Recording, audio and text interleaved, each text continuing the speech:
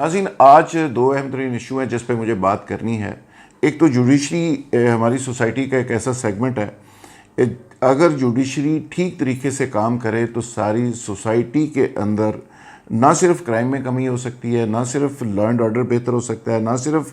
Society کے اندر جو unrest ہے، جو اضطراب ہے، جو بے چینی ہے وہ دور ہو سکتی ہے، بلکہ گورننس کے معاملات بھی بہتر ہو سکتے ہیں۔ چرچل نے ٹھیک ہی کہا تھا، دوسری جنگ عظیم کا جو واقعہ اکثر لوگ کوٹ کرتے ہیں کہ جب ان کو بتایا گیا کہ کہیں بھی کسی بھی جگہ پہ کسی بھی محکمے کے اندر کچھ بہتر نہیں ہے تو انہوں نے ایک ہی سوال کیا تھا کہ ہماری جوڈیشری کا کیا حال ہے۔ تو کہا کہ جی جوڈیشری تو ٹھیک کام کرے، تو انہوں نے کہا پھر اس ملک کو، اس سوسائٹی کو، اس معاشرے کو کچھ نہیں ہوتا، سب ٹھیک ہوگا اور ٹھیک طریقے سے چلے گا۔ تو آج مجھے جوڈیشری کے حوالے سے ایک اچھی خبر آپ سے شیئر کرنی ہے۔ Chief justice Lahore high court, جو نئے چیف جسٹس آئے ہیں، امیر حسین بٹی، ان کی آمد کے ساتھ ہی کچھ تبدیلیاں سامنے آئی ہیں، اور وہ ایسی خوشگوار تبدیلیاں ہیں جو آپ سے شیئر کرنا بہت ضروری ہے۔ جس طرح میں نے کہا کہ جوڈیشری، عدلیہ اتنا امپورٹنٹ جزو ہے ہماری سوسائٹی کا کہ اگر عدلیہ اکیلی ٹھیک ہو جائے اور اس کی ڈائریکشن ٹھیک ہو جائے، اور اس کے بعد سوسائٹی کے اندر سے بہت سی برائیاں، بہت سی چیزیں ٹھیک ہو سکتی ہیں، اور اگر اس کے ساتھ صحافت بھی ٹھیک ہو جائے تو پھر سونے پہ سہاگے والی بات ہے۔ لیکن آج مجھے صحافت اور اہل صحافت پہ بات نہیں کرنی، مجھے جوڈیشری پہ بات کرنی ہے۔ امیر حسین بٹی تشریف لائے، ابھی 2-3 دن ہوئے ہیں ان کو چیف جسٹس بنے، اور انہوں نے حلف اٹھاتے ہی سب سے پہلا جو آرڈر جاری کیا وہ بڑا زبردست آرڈر تھا۔ کچھ افسر انہوں نے لاہور ہائی کورٹ سے باہر بھیج دیے، کچھ باہر سے وہ لاہور ہائی کورٹ میں لے آئے۔ اس میں خصوصی طور پہ میں ذکر کرنا چاہوں گا یار محمد ولانا صاحب، جو تعینات تھے ملتان بینچ میں، وہاں سے ان کو اٹھا کے وہ لاہور میں ایک نئی سیٹ کریٹ کر کے گریڈ 22 میں اپنے پرنسپل آفیسر کے طور پہ ان کو انہوں نے تعینات کیا۔ یار محمد ولانا صاحب ایک انتہائی زیرک اور جوڈیشری کا ایکسپیرینس رکھنے والے، جوڈیشری کے میکنزم سسٹم کو سمجھنے والے ایک شخصیت ہیں، اور میں یہ سمجھتا ہوں کہ ان کی لاہور ہائی کورٹ میں ایک سینئر پوزیشن میں تعیناتی کے نتیجے میں جہاں پہ شفافیت آئے گی، جہاں پہ جوڈیشری کا میکنزم بہتر ہوگا، وہاں پہ انتظامی طور پہ بہت ساری چیزیں بہتر ہوں گی، اور جوڈیشری کے حوالے سے جو انگلیاں اٹھائی جاتی ہیں اس میں میرا خیال ہے کمی آئے گی۔ اور جسٹس امیر حسین بٹی کو یہ کریڈٹ بھی جاتا ہے کہ انہوں نے یہ پوسٹنگ ٹرانسفر کے ساتھ ہی ایک ضابطہ اخلاق جاری کیا، کوڈ آف کنڈکٹ جاری کیا، اور کسی بھی ادارے کا جب اٹرنل احتساب نہیں ہوتا، کوڈ آف کنڈکٹ نہیں ہوتا، تو پھر بہت ساری باتیں لوگ کرتے ہیں اور لوگوں کو موقع ملتا ہے۔ جوڈیشری کے اندر جب کوئی پرابلم ہو، کوئی سکم ہو، اس کی پرفارمنس بہتر نہ ہو، تو پھر لوگ انگلیاں اٹھاتے ہیں، پھر ایک ویکیوم کریٹ ہوتا ہے، پھر جوڈیشری کی جگہ لوگ متبادل چیزوں کی بات کرتے ہیں، پھر ایون آرمی کورٹس کی بات ہوتی ہے، ایون سپیڈی ٹرائل کے حوالے سے بہت سارے تحفظات کی بات ہوتی ہے۔ تو عدل، جس طرح کہتے ہیں کہ انصاف کا تاخیر سے انصاف ملنا بھی بنیادی طور پہ انصاف سے انکار والی بات ہوتی ہے۔ تو جوڈیشری کو بہتر کرنے کے ساتھ ساتھ انصاف بر وقت مہیا کرنا بھی ایک بہت بڑا چیلنج ہوتا ہے، اور چیف جسٹس کی جو سیٹ ہے وہ بنیادی طور پہ ایک جج اور ایک منتظم جج کے ساتھ ساتھ، چونکہ مینجمنٹ کی ایک بڑی پوسٹ ہے، تو اس میں انتظامی صلاحیتوں کا بہتر ہونا بہت ضروری ہوتا ہے۔ اور ابھی تو جوڈیشری کی اکیڈمی کے اندر بھی یہ چیزیں سکھائی جاتی ہیں کہ کون لوگ ہیں جو آنے والے وقت میں چیف جسٹس بنیں گے، اور وہ کتنے اچھے منتظم ثابت ہو سکتے ہیں، اور یہ ایک ٹریننگ کا حصہ ہے۔ تو امیر حسین بٹی صاحب اعلیٰ پائے کے وکیل تو تھے ہی، سول کے دیوانی مقدمات کے، لیکن اس کے ساتھ ساتھ جو ہی انہوں نے ذمہ داری سنبھالی تو انہوں نے ثابت کیا کہ وہ ایک اچھے منتظم بھی ہیں۔ لاہور ہائی کورٹ ایک بڑی امپورٹنٹ کورٹ ہے، اور بہت امپورٹنٹ میں سمجھتا ہوں کہ ایک سیگمنٹ ہے جوڈیشری کا، جس طرح پنجاب पंजाब की एक इम्पोर्टेंस है, पंजाब 62% है पूरे पाकिस्तान का, एक बड़ी आबादी का सूबा है। उसी तरह लाहौर हाई कोर्ट के ऊपर भी मुकदमात का बहुत ज़्यादा बोझ है। जिस तरह लाहौर बार के बारे में कहा जाता है कि वो एशिया की सबसे बड़ी बार है, इसी तरह लाहौर हाई कोर्ट और लाहौर की अदालतें और पंजाब की अदालतें, इन तमाम के ऊपर मुकदमात का बहुत ज़्यादा बोझ है, क्योंकि आबादी बहुत ज़्यादा है। तो यहाँ पे एक अच्छे मुंतज़िम जज की, इंसाफ पसंद जज की और एक स्ट्रेट फॉरवर्ड शख्स की ज़रूरत थी। इस जहाँ पे अमीर हसन भट्टी साहब का अच्छा मुंतज़िम होना और चीज़ों के बारे में क्लैरिटी होना, वो एक बहुत बड़ा क्रेडिट है। वहाँ पे जो कोड ऑफ कंडक्ट उन्होंने जारी किया, उसमें बड़ी बड़ी बुनियादी और बड़ी खूबसूरत बातें की, जिसको अप्रिशिएट किया जा रहा है। सोशल मीडिया के अंदर भी एक ट्रेंड इस पे देखा गया, और बड़ी बदकिस्मती है कि कोई जज छोटी सी उससे गलती हो जाए, वो गलत रिमार्क्स दे दे, तो हम उसको बहुत ज़्यादा उछालते हैं, बहुत ज़्यादा उसको क्रिटिसाइज़ करते हैं और अदलिया के ऊपर तनकीद करना अपना हक समझते हैं। लेकिन अगर कोई जज या चीफ जज को अच्छा काम करता है तो उसको हम उतने खुले दिल के साथ अप्रिशिएट नहीं करते। तो मैं आज ये रवायत तोड़ते हुए सिर्फ अप्रिशिएट करना चाह रहा हूँ कि उन्होंने जिस तरह कहा कि कोई जज सोशल मीडिया का अकाउंट्स, वो फेसबुक यूज़ नहीं करेगा, वो ट्विटर यूज़ नहीं करेगा, वो इंस्टाग्राम यूज़ नहीं करेगा, वो व्हाट्सएप इवन यूज़ नहीं करेगा। तो ये एक कोड ऑफ कंडक्ट के अंदर उन्होंने बड़ी ज़बरदस्त चीज़ डाली, जिसके नतीजे में कम अज़ कम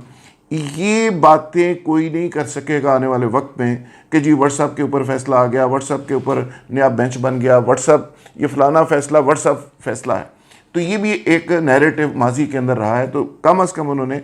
सोशल मीडिया से तमाम जजेस को कहा जी आप दूर रहें। मेन स्ट्रीम मीडिया का पहले भी जजेस का कोड ऑफ कंडक्ट है कि उसका हिस्सा नहीं,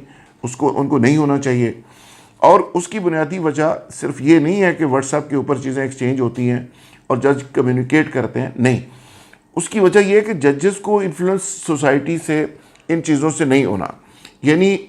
कोई तासर उनको बाहर से नहीं लेना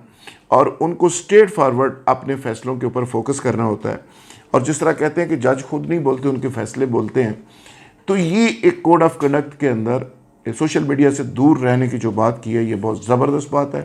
साथ ही साथ उन्होंने पोस्टिंग ट्रांसफ़र का एक मैकेनिज़्म बना दिया। ये बड़ी आला और बड़ी ज़बरदस्त बात है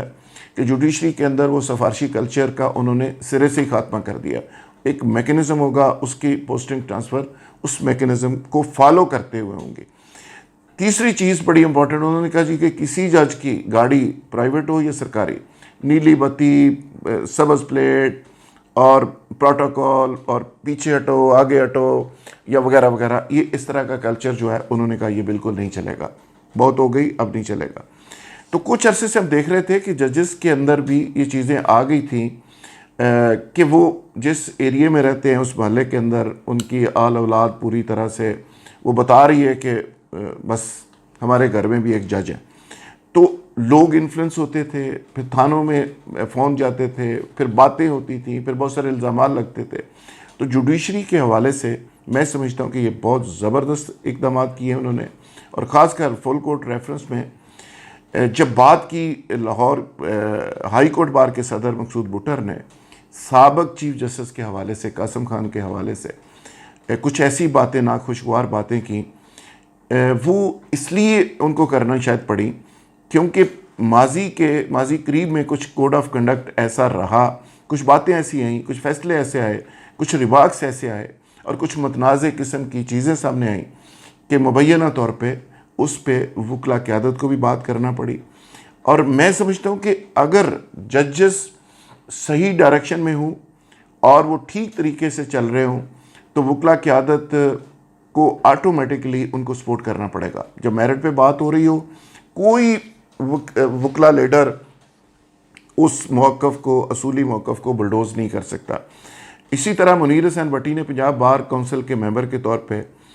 जिस तरह वकला के अंदर एक तत्हीर का अमल शुरू किया, जाली वकला को एक्सपोज किया, 5-6 हज़ार की तादाद में जाली वकील उन्होंने फ़ारिग किए, कोर्ट की,